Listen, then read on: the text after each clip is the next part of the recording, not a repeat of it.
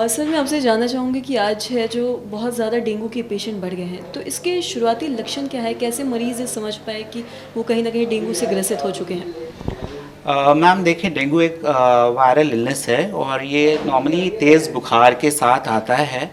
और मरीज़ इसमें कई बार क्या है कि सर में दर्द, वोमिटिंग और बॉडी एक, मायालजिया जैसे कई इस तरह के लक्षण के साथ प्रेजेंट करते हैं।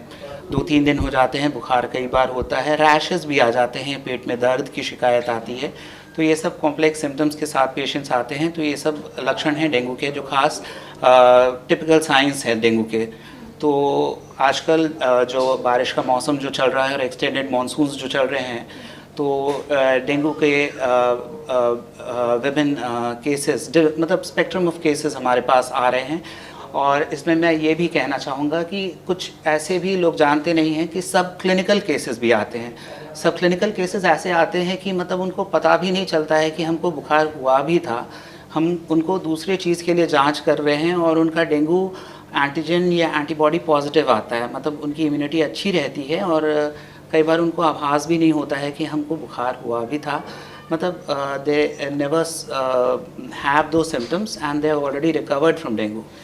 तो एक tip of the iceberg phenomenon होता है। तो दे आर सब क्लिनिकल केसेस। तो अभी हम लोग we are all reeling under that epidemic.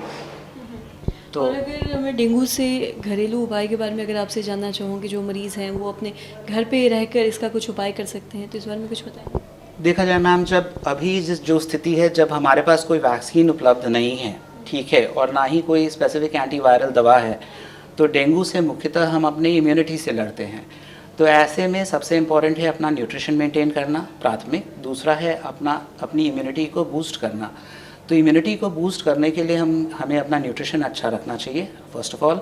और दूसरा अपना हाइड्रेशन मेंटेन करना, दैट इज़ वेरी इंपॉर्टेंट। क्योंकि डेंगू का जो बेसिकली जब डेंगू सीरियस होने लगता है, डेंगू का जो खतरनाक रूप जो होता है, dengue haemorrhagic fever and dengue shock syndrome, तो हमें ये देखना चाहिए कि हमें अपना हाइड्रेशन बहुत अच्छा मेंटेन करना चाहिए।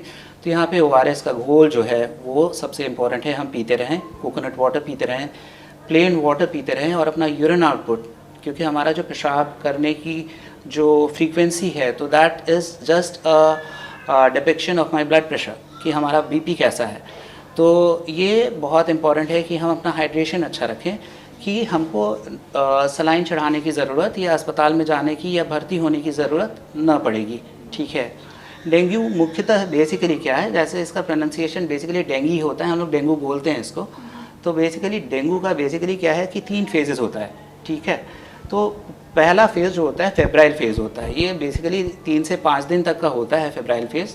दूसरा इसका क्रिटिकल फेज़ होता है, ये फेब्राइल फेज़ के बाद का फेज़ होता है जो ज़्यादा खतरनाक होता है, जब बुखार उतर जाता है।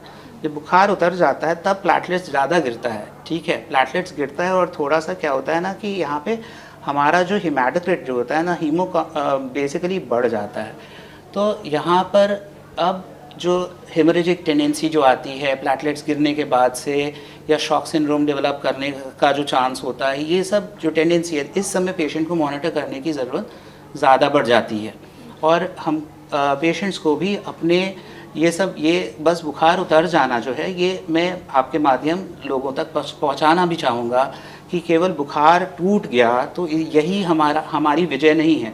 डेंगू से इसीलिए हमें और भी ज़्यादा सतर्क रहना चाहिए कि डेंगू का बुखार जब उतर जाता है, उसके बाद से भी अगला 4-5 दिन जो है ना, हमें पेशेंट को थोड़ा सा उनका आफ्टर केयर करना चाहिए, क्योंकि दैट इज़ द फेज़ जिस समय हम लोग ज़्यादातर पेशेंट्स को इंडोर करने पे मजबूर होते हैं, क्योंकि इसी समय लिवर एंजाइम्स, नॉर्मली हम लोग देखते हैं कि एल्बुमिन की कमी आती है, लिवर एंजाइम्स बढ़ जाते हैं, या हीमो कॉन्सेंट्रेशन हो जाता है, जिस समय हमको फ्रेश फ्रोज़न प्लाज्मा ट्रांसफ्यूज़ करना पड़ता है, या प्लेटलेट्स गिर जाते हैं जब प्लेटलेट ट्रांसफ्यूज़ करना पड़ता है, या वो शॉक में चले जाते हैं, ठीक है। तो ये सब जो कॉम्प्लिकेशंस में पेशेंट जाते हैं, यही क्रिटिकल फेज़ होता है। और लास्टली वो कन्वालेसेंट फेज़ होता है, जिस समय पेशेंट रिकवर कर रहे हैं वेरी वेल, उनका यूरिन आउटपुट इम्प्रूव कर जाता है, दे आर फीलिंग वेल, उनका एपेटाइट इम्प्रूव कर जाता है, वो रिकवर कर रहे हैं। ये लास्ट फेज़ होता है जब वो पूरी तरह से इम्प्रूव करके बेहतर महसूस करने लगते हैं। और डेंगू और अगर हम मलेरिया की बात करें तो दोनों में कहीं ना कहीं मच्छर से संबंधित है दोनों चीज़। तो आपसे जानना चाहेंगे दोनों में डिफरेंस कैसे है, कैसे समझ पाए कि डेंगू है या फिर मलेरिया है हमें? देखिए मैम, डेंगू और मलेरिया दोनों ही मतलब north pole and south pole है। Basically malaria anopheles female anopheles mosquito से होता है और उसका सिम्टम्स एब्सोल्युटली डिफरेंट होता है।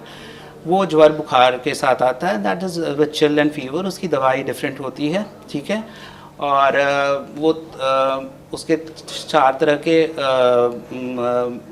मलेरियल पैरासाइट्स होते हैं, ठीक है। और यहाँ डेंगू जो है, this is a viral illness basically. और ये एडीज एजिप्टियाई मॉस्कीटो जो होता है, ये बेसिकली साफ़ पानी में पनपता है और ये सीजनल रहता है।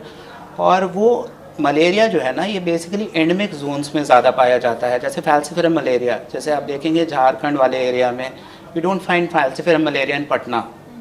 आई been practicing in so long, लेकिन हम फैल्सिफेरम मलेरिया का केसेस कभी नहीं देखा पटना में। Only those people who travel to Jharkhand and other places come with symptoms of falciparum malaria, जिसको हम लोग ब्रेन फीवर ये सब कुछ मतलब उस तरह का मलेरिया के केसेस यहाँ देखते हैं, ठीक है। तो मच्छर के काटने से होते हैं, ठीक है, ये बीमारियाँ। मच्छर के काटने से तो फाइलेरिया भी होता है, ठीक है। तो ऐसी बात कुछ नहीं है, दोनों में कोई तालमेल नहीं है।